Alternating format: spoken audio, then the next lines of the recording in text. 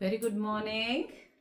चलिए, this we have completed in the last lecture. दो sentence were given, आपको combine करके प्रॉपर सेंटेंस फ्रेम करने थे एंड वी हैड फ्रेम्ड. अभी हम करेंगे, इसमें रिकॉग्नाइज करेंगे, अंडरलाइन करेंगे. क्या अंडरलाइन करेंगे? Adjective clauses.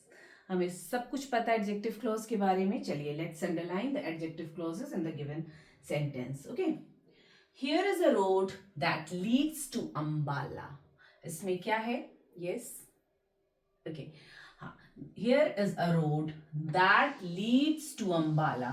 क्या है ये? एक adjective clause है which is telling more about the noun road. Okay. Next, show me the gift. Show me the gift which they gave you. So adjective clause क्या है? Which they gave you. Fine. This is Mr. Smith, whose student ranked in first in IIT JEE.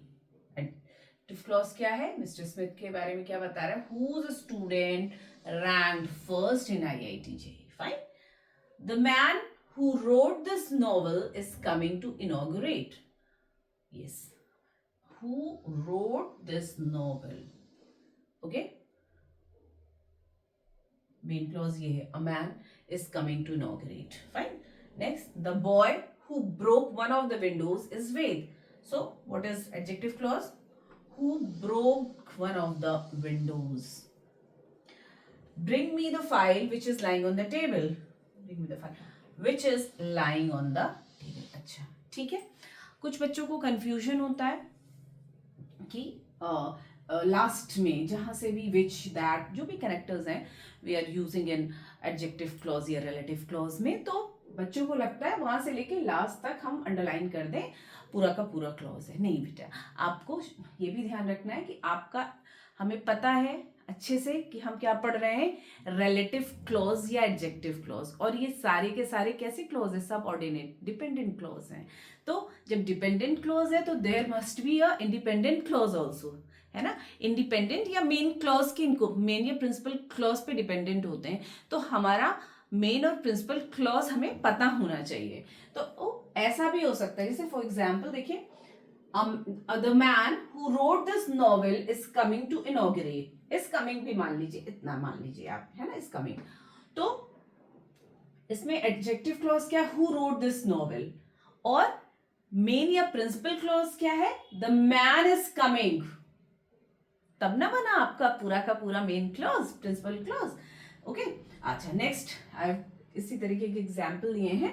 The boy who broke one of the windows is Ved. तो यहाँ पे subject boy है, adjective क्या बता रहा है? Who broke one of the window.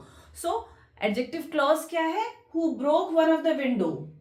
ये पूरा डिपेंडेंट क्लॉज है. तो मेन या प्रिंसिपल क्लॉज क्या है? The boy, that boy is Ved. That boy is Ved. Fine.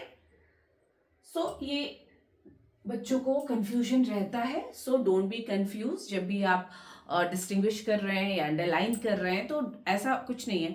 आप, we are very much familiar कि we are studying, we are knowing these are subordinate clause. और सबऑर्डिनेट क्लॉजेस क्या होते हैं? डिपेंडेंट क्लॉज होते हैं. So they need a principal clause और main clause, मतलब कि कोर आइडिया जिसके बारे में कहा जा रहा है. सो दिस इज, उसको भी आपको देखना है कि आपका प्रिंसिपल क्लॉज बन रहा है कि नहीं, कंप्लीट है कि नहीं. ओके.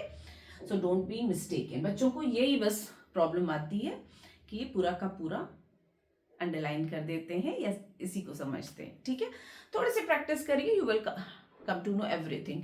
जो भी थोड़ी चीजें रह जाती हैं, प्रैक्टिस प्रैक्टिस प्रैक्टिस, प्रैक्टिस से वो चीजें जाएंगी. Okay. If you won't practice, all of sudden आपके पास सेंटेंसेस आएंगे, डेफिनेटली आप गलती कर देंगे. Okay. So just don't do it. Go through your book, go through your जो भी आपके पास है बुक, है ना, go through those exercises and complete your work. Okay, so keep watching, keep tuned. Bye bye.